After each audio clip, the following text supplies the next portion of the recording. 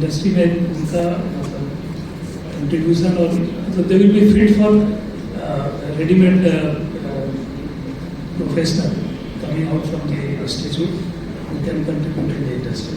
So इसलिए students का इस तरह की प्रोफेशनल बॉडी से अटैच होना बहुत इम्पोर्टेंट है।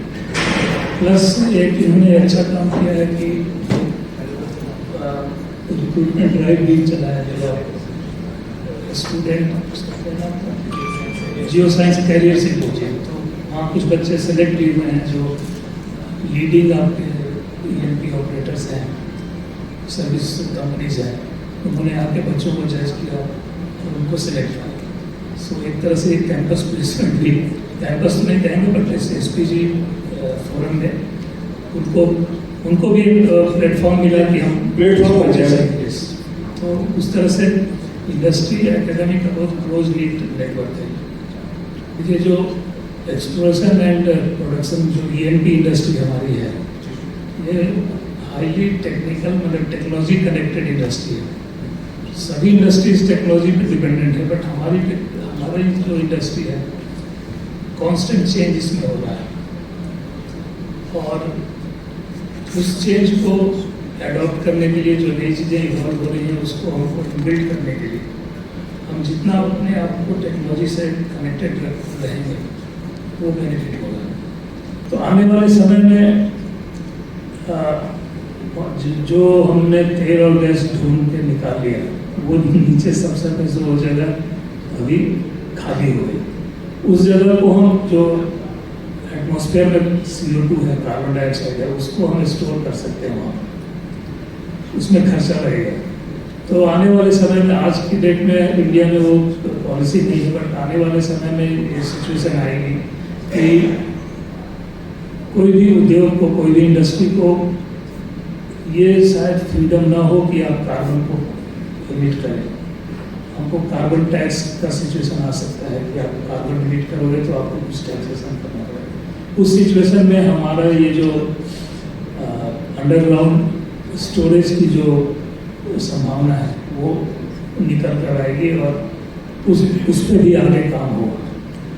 अभी देश में समझ लीजिए कि छोटे स्केल पर उसको टेस्ट करने का काम शुरू होगा, अभी शुरू हुआ नहीं है छोटे स्केल पर, क्योंकि उसको हमको टेस्ट करके इस्टेब्लिश करना होगा कि हम एटमॉस्फेयर के CO2 को कैप्चर करके सेफली हम अंडरग्राउंड स्टोर कर रहे हैं, वो फिर वापस ऊपर नहीं आना चाहिए।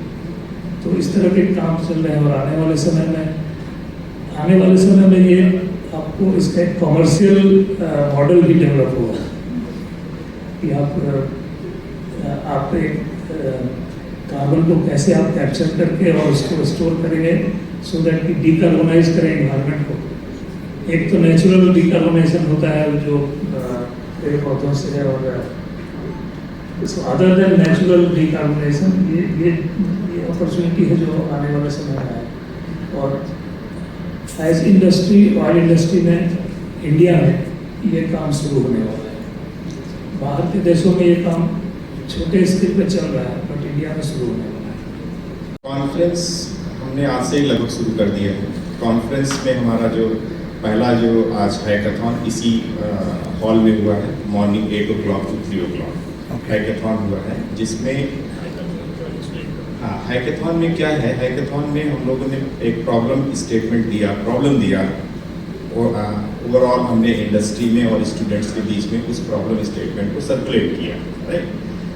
उस प्रॉब्लम स्टेटमेंट को हमने जो पार्टिसिपेशन था उसमें लगभग 500 students and professionals participated in this hackathon and उनमें हमने क्या किया कि उसको टीम बना करके हर एक टीम के साथ में इंटरेक्ट करके उनसे आउटपुट लिया गया और उसमें हमने finally today we have conducted the final round here. So hackathon में AI ML बेस्ड टेक्नोलॉजी जो आज के समय बहुत ही डिमांड है सभी का, सो उससे बेस्ड जो है हमने प्रॉब्लम स्टेटमेंट आज दिया गया था। सो उसमें सबसे बताना चाहूँगा कि स्टूडेंट्स ने प्रोफेशनल से अच्छा परफॉर्म किया। So I think our future, our country's future in capable hands. So that is the want to share with you. And regarding second part which we have again started since morning, that is a geoscience career symposium.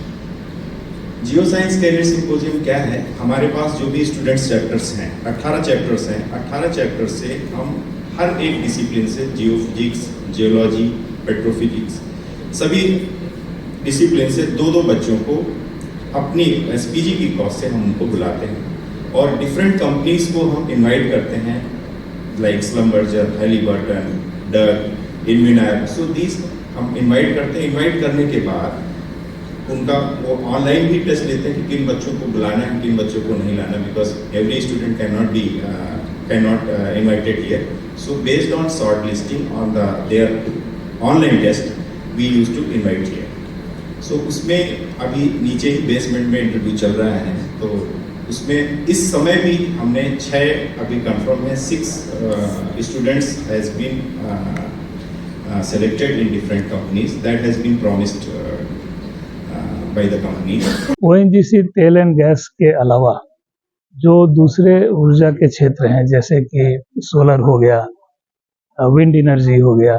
Wind energy चूँकि हमारे offshore में काफ़ी installations हैं, वहाँ हमको ऊर्जा की ज़रूरत होती है. तो हमारा प्रयास है कि हम जो ऑफशोर में विंड है उससे हम ऊर्जा उत्पादन करके अपनी ज़रूरतों को पूरा करें. विंड एनर्जी हमारे जैसे राजस्थान में एक हमने सोलर पार्क लगाया हुआ है. उस सोलर पार्क से हम ऊर्जा उत्पादन करके, सो ये नवीनीकृत ऊर्जा के क्षेत्र में ONGC का कदम है. और ONGC ग्रीन, एक ONGC की अपनी कंपनी बनी है, हमने हाल ही में उस कंपनी को बनाया है, सब्सिडियरी है ONGC ग्रीन, जिसका पूरा फोकस नवीनीकृत ऊर्जा के ऊपर है. हमने कुछ कंपनियों को टाई अप भी किया है, मर्जर का भी प्लान है. सो इसके जरिए हम ONGC में भी नवीनीकृत ऊर्जा का उत्पादन को बढ़ावा दे रहे हैं, ये ऑयल एंड गैस के अलावा.